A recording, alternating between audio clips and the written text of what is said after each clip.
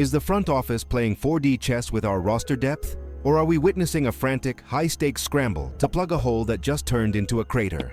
Welcome back to the channel, everyone. Today, we aren't just reading headlines. We are dissecting the very soul of this team's preparation for 2026. We need to have a raw, unfiltered conversation about what happened over the last 48 hours because the vibration in the fan base is palpable.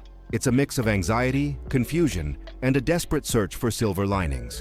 The Newswire has confirmed a move that, in a vacuum, looks like a standard transaction. The Toronto Blue Jays have agreed to a minor league contract with first baseman and outfielder Juan Yepez, as reported by the insiders at Just Baseball. But we do not live in a vacuum. We live in the brutal reality of the American League East, and this signing comes less than 24 hours after the devastating revelation that Anthony Santander, our big off-season hope for power, is effectively gone for half the season due to shoulder surgery. This context changes everything. Suddenly, Juan Yepez isn't just a name on a spreadsheet. He is a potential lifeline. We are talking about a 27-year-old right-handed hitter who is coming into camp as a non-roster invitee. But let's be real, the invitee tag is just a formality now. With Santander out, the door is wide open. Yepez is walking into Dunedin, not just looking for a locker, but looking to steal a job that suddenly has no clear owner. He brings major league experience from his time with the St. Louis Cardinals and the Washington Nationals, carrying a career WRC plus of 103. For those new to the advanced stats, 100 is league average. That means, historically, when Yepez is in the box, he is creating offense at a rate better than the average MLB player. That is not insignificant. However, the fan base is rightfully split on this. I've seen the comments, and I hear the chatter. Half of you are saying, this is a smart, low-risk flyer on a guy with upside. The other half is screaming, we just lost an all-star caliber bat in Santander, and the solution is a guy who couldn't stick with the Nationals. That anger is valid. That skepticism is earned. But my job today is to look past the emotion and look at the mechanics of this move. Why Yepez? Why now? Is this simply a body to fill innings in Buffalo, or does the front office see a mechanical tweak, a hidden metric, or a matchup advantage that the rest of the league has missed? We are going to break down his swing, his horrific 2025 season, and the absolute chaos this causes for the bench hierarchy. Buckle up, because this isn't just about one player. It's about whether the Blue Jays have the depth to survive a catastrophe before opening day even arrives. To truly evaluate if Juan Yepez can be a savior or just another footnote in Blue Jays history, we have to step into the time machine and look at the trajectory of his career, because context is the only thing that separates a bust from a breakout star. We need to understand the player he was to see if he can be that player again. Yepez wasn't always a scrap heap pickup. A few years ago, in the St.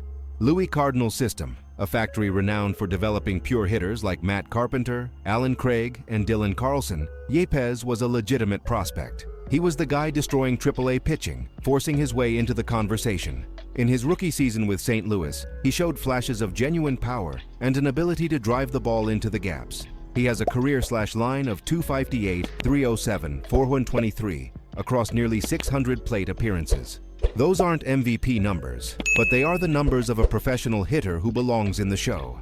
But then, we have to confront the elephant in the room, the disaster that was 2025. If we ignore 2025, Yepez looks like a steal. If we focus only on 2025, he looks like a wash. Last year was a catastrophe for him. He didn't play a single inning in the big leagues. He was stuck in AAA, battling injuries that cost him 2 months of development, and when he did play, he slashed a miserable .220, .292, .358. That is below the Mendoza line of acceptability for a corner infielder. It was a lost season in every sense of the word. However, let's look at the history of the Blue Jays and reclamation projects. This front office loves this specific profile, the post-hype sleeper. Think about when we brought in Robbie Ray. Think about the gamble on Marcus Semien. Though he was more established, he was coming off a down year. Think about Justin Smoke, who was written off by half the league before becoming an all-star in Toronto. The theory here is that Yepez's 2025 was an anomaly driven by health issues, not a sudden loss of skill. His underlying metrics show a guy who doesn't strike out at an alarming rate, only 20.9% K rate in his MLB career, and has neutral splits against pitchers. He doesn't get exposed by righties or lefties specifically. That consistency is what the Jays are banking on. They are betting that the Cardinals' version of Yepez is the real one, and the 2025 version was a mirage caused by a broken body. It's a classic buy low stock market move. If he hits, they look like geniuses. If he fails, it cost them nothing. But the historical precedent of players bouncing back from injury-plagued minor league seasons is there, if, and only if, the medicals check out. Now let's shift gears to the tactical nightmare that John Schneider and the coaching staff are trying to solve. This is where the rubber meets the road. We can talk about batting averages all day, but roster construction is a puzzle, and the pieces have to fit.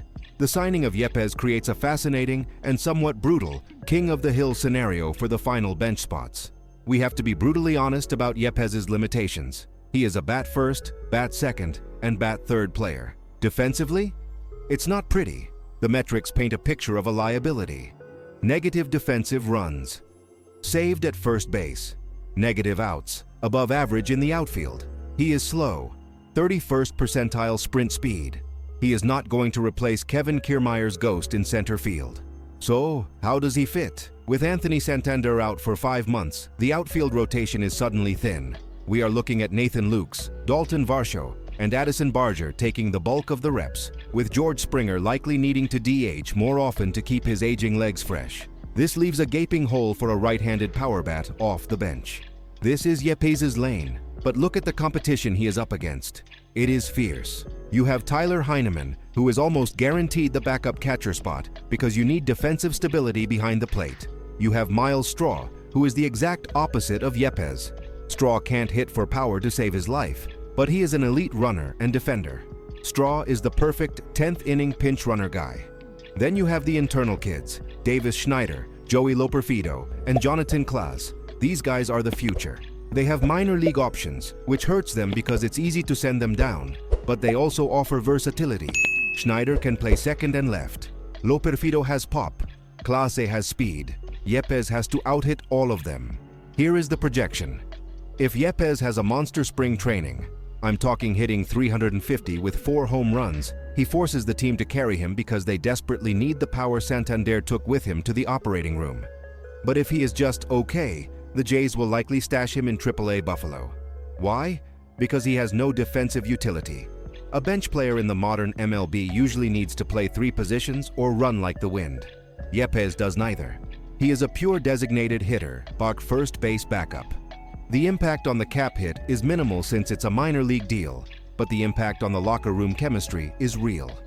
Every at-bat Yepez takes in spring training is an at-bat taken away from a prospect like Barger or Orelvis Martinez. It sends a message to the farm system. We are still looking outside for help. It creates a pressure cooker environment. And frankly, with the AL East being an arms race, maybe that pressure is exactly what this team needs. We have analyzed the stats, we have looked at the history, and we have mapped out the roster battles. Now, let's bring it home. What is the verdict on the Juan Yepez experiment? Ultimately, this is a move that defines the difference between a good front office and a great one. A great front office finds value where others see trash. They see a 27-year-old with a 103 WRC plus and think, we can fix him.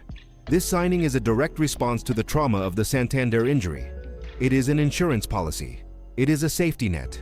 It is the organization admitting, we are fragile and we need reinforcements. But here is the reality check for us fans. Do not expect Juan Yepez to be the savior of the franchise. He is not here to carry the team on his back. He is here to ensure that if Dalton Varsho needs a day off, or if Vladimir Guerrero Jr. needs to DH, the lineup doesn't completely collapse into a black hole of non-production. He raises the floor of the team, even if he doesn't raise the ceiling.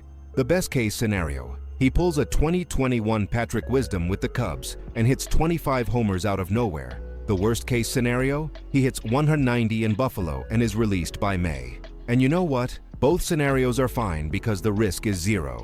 This is going to be one of the most intriguing storylines to follow in Dunedin. I want you to keep your eyes glued to the box scores this spring. Don't just look at the hits, look at the quality of contact. Is he pulling the ball with authority? Is he laying off the breaking stuff in the dirt? That will tell us if the Cardinals' Yepez is back. Now I turn the microphone over to you, the best community in baseball. I want to hear your raw, unfiltered take. Is this a smart depth move, or is it just rearranging deck chairs on the Titanic after the Santander injury? Do you trust the kids like Barger and Schneider more than a veteran like Yepez? Sound off in the comments below. I read every single one of them. If you enjoyed this deep dive and want more exclusive, no-nonsense Blue Jays coverage that respects your intelligence, smash that like button, subscribe to the channel, and turn on notifications. We are building something special here, and I want you on the team. Until next time, keep the faith, and let's go Blue Jays.